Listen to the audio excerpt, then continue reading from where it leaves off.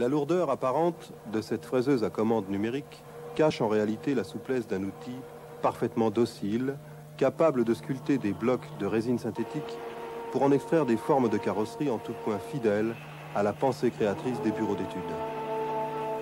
Parce qu'elles sont la référence unique, le modèle, pour toutes les carrosseries qui seront produites industriellement, ces formes sont appelées étalons.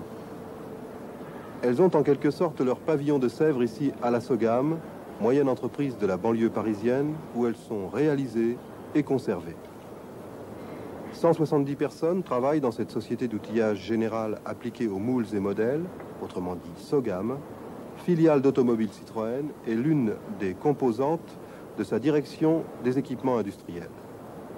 Son activité, essentiellement le modelage, bois et plastique, ainsi que tous les travaux de conception et de contrôle qui s'y rattachent, ceci pour deux grands secteurs, la mécanique et la carrosserie. Ces moyens, quelques machines bien sûr, mais essentiellement des hommes, professionnels de très haut niveau. Ici, plus que partout ailleurs, on découvre très vite que le seul talent des hommes est à l'origine du processus industriel.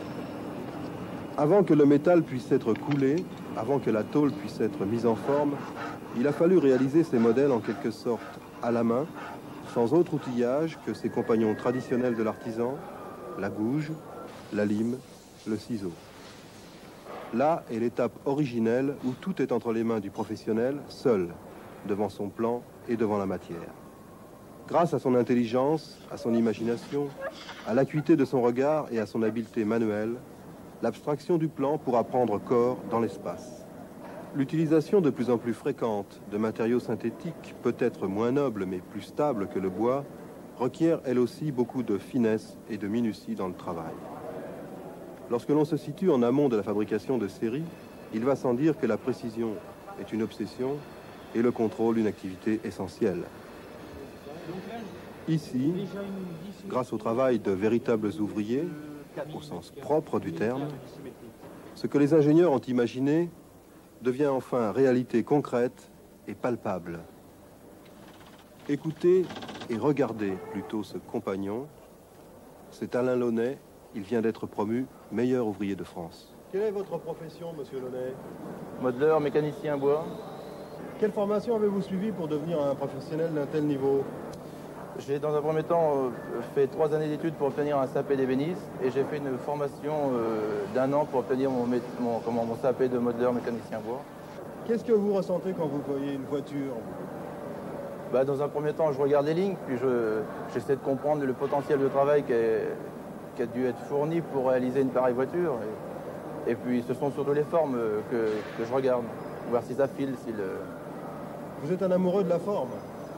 Ah oui, parce que en tant qu'ébéniste, lorsque je regarde un meuble et s'il est bien fait, pour moi, le meuble parle. Et ça, je crois que c'est une grande chose dans le métier manuel. Et en tant que modeleur, c'est la même chose? Pareil, oui.